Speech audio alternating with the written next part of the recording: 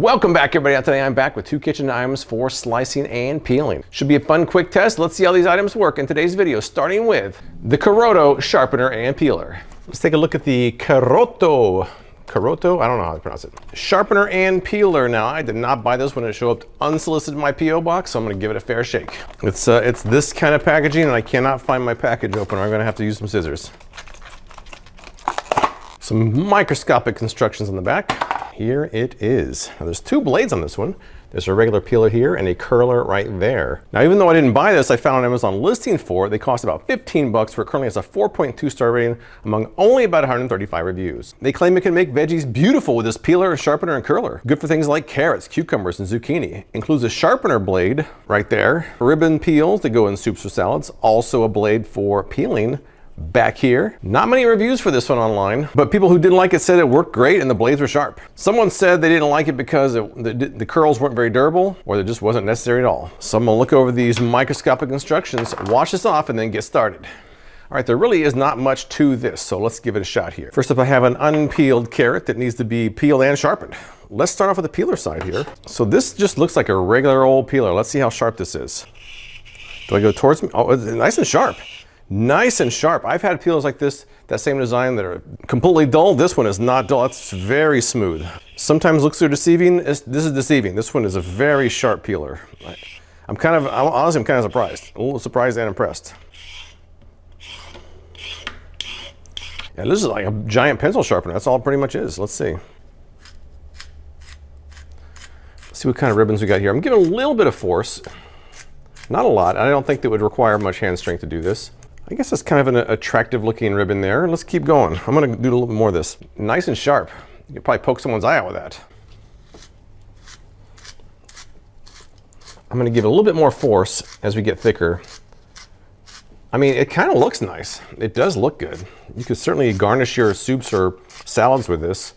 And the further down we get, obviously, the bigger the ribbon's getting. I don't know why that strikes me as funny, but it does. It's kind of funny. Like a little carrot, like a little pencil. You put behind your ear. Maybe not. All right, I think it works pretty well. I mean, look at this. Looks pretty good. Let me grab a cucumber and peel that. Now, I really don't think you can really, could I fit a cucumber in this end of it? I don't really know. I don't think so. Could I? Let's see. Oh, wow. I don't think that's gonna go very far because it's so thick, but well, that's as far as it went. That's kind of funny too. Something about the final results of these are making me kind of giggle. Let's try this peeler one more time here. All right, I have to push a little bit harder on the cucumber. So you have to certainly press harder than the carrot, but it is working. It's very sharp, and it's very effective too. I don't like doing it this direction. Look how it doesn't look so great. All right, so I mean, I think it is a good peeler. Like I said, I don't think you can really sharpen much beyond this because it's just too thick. I mean, it's not gonna fit in there very long. Let's try a little bit more. Nah, that's not gonna work. Now they have bigger items like the Veggetti. Remember the Veggetti back in 2013? This would fit in there. I used to eat zoodles all the time for that. Do I still have it? Let me go look. Oh, well, I don't have it. I have a Veggetti around here somewhere, but I haven't used it in a couple of years, so it's probably got migrated out of the boneyard. They have zoodle makers that are the same concept of this, but just a much bigger opening that you could fit things like cucumbers and zucchini in. To me, this is a peeler for most things, a sharpener or curler for carrots. So I don't know, it's kind of cool. It's very situational though. I guess if you're creating a lot of garnishments like this, it would be pretty good actually. Just as a peeler though, I mean, peelers a dime a dozen. I wouldn't buy it just for a peeler. You can get cheap peelers for much less than this one. I think it does work. I just don't know how necessary it is. Next up is a product in an indiscriminate box just called multifunction slicer. Let's see how my test went. Let's take a look at this multifunction slicer. I paid $9.95 for this. It currently has an unimpressive 3.6 star rating among only 66 reviews on Amazon.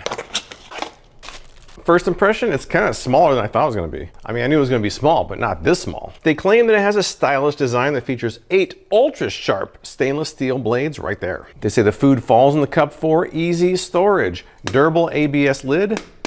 Seems pretty durable.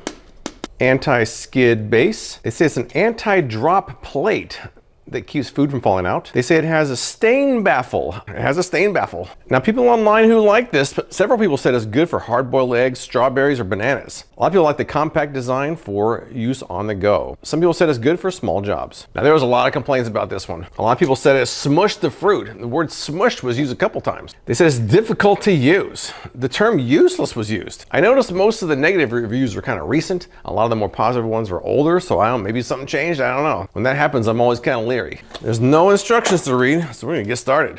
Let's get started now and see how this actually works. I washed it off. I looked over the Amazon listing. There really weren't instructions for this one. I got it in a box with no instructions, so I looked over the listing to see what people were doing with it. It's kind of interesting one. I mean, it seems kind of well made. I mean, that lid, very well made. The cup itself, a bit on the cheap side. So I'm gonna test out 4 different things in here. These are the 4 things I got from the Amazon listing. Comments people were saying that they used it for. So I got a hard-boiled egg, I got strawberries, I got a cucumber, and I got banana. Between those 4, we should see if this actually works. Let's start off with just the first item in front of me, which is a banana. Let's peel this sucker. All right, I'm gonna obviously have to cut a piece of it that fits there. So I'm gonna have to go about like that. All right, so it's about a quarter of a banana. And this is a pretty small banana too. So I guess I'll just place it right there like this, just like that. Some people were saying online, before I even get started, they were saying if you get it started first, it works better. So I'm gonna like push it a little bit on these blades here and then press it down. It feels kind of stuck. Get in there. All right, well, we got something. Let's take a look. Honestly, not that bad, I must say. It's funny though, their Amazon listing that shows bananas much thicker than that. It's like there's no way that the bananas they show were cut with this item because they're like twice as thick. But that's the first test, let's keep going. Now I've got this kind of banana smashings on there, but I'm just gonna leave the smashings in place. We're gonna keep going through it. I ain't got time to wash this off. I'm just gonna go right through it. Next up, I'm gonna go with a piece of cucumber here. Now the cucumber is much bigger. I mean, it's barely gonna fit on there, but I'm gonna cut off a small piece of that and see what I can do. All right, so I've got this piece of cucumber, and there's the blade. I guess I could try it that way or on its side. I feel like on its side it's gonna work better. I feel like that's the way to do it. So once again, I'm gonna kind of press it down a little bit to get it started. I don't know if that's gonna be, it might be too wide, I don't know. And this is a pretty average sized cucumber, let's see. Oh, it ain't working. It's not working. Let me move it over a little bit more. See what's happening, it's hitting right there. It's hitting right there, it's pushing it forward and hitting right there. I'm gonna power it in. I'm gonna manhandle this thing. Oh, I got it through. It's weird, it kind of gets stuck and then you have to like pound it a few times, so to speak. You know, the final result, the slices are pretty nice. They're about 1/4 of an inch thick, not bad really. It's funny, I actually cleaned the banana smushings off there so we can keep going. Let's try a hard-boiled egg. This is an average sized egg. Not refrigerated temperature, but it is cooler than room temperature. So it just came out of an ice bath. It hasn't been refrigerated, but it is pretty cool still. Now once again, it seems like it's gonna push it forward like that. Like, we don't want that. Now they say that it eliminates that possibility, but it's doing it where it's pushing it forward and wants to go over that lip right there. So I'm gonna do what they say on Amazon. I'm gonna get it started. Push it down a little bit so it's kind of stuck on those blades there. Kind of stuck. Now let's try it. Oh, look at it squishing it. Look at it squishing. Oh, that's not good. That's not good. Oh, that's bad. That's not great. Let's see what we got here. I want to say I've had better egg slices in the past. I did an egg slicer a couple years ago that I feel like I got way better results with than this. Here we go. And boom. It seems like these blades it should be a little bit longer or something. I don't know. It doesn't seem like they're really that good for this size stuff. Now I got to wash this one off. I can't put a strawberry in there with that. So I'll be right back with a strawberry and see how that goes. When I was cleaning it off, I just pushed that forward and got all the chunks off there, so that's kind of nice. All right, we're all washed off and ready to go for these strawberries here. I've got a couple different size want to put them this way. This is how I think you want to slice the strawberries. Let's see how that goes. And, oh, it's smashing. It always seems to get stuck. And then if I pound it through like a hammer, if I hammer it through, then they come out. Now those came out quite nice. Let's do a little bit smaller strawberry. Smaller strawberry, hi-ya! You can't do it fast. You can't hi-ya it. It's so weird, you have to kind of pound it up and down. Very strange. Now, how about a larger strawberry? This is the biggest one of the bunch. Let's try. I'm gonna try to get this one started like they said.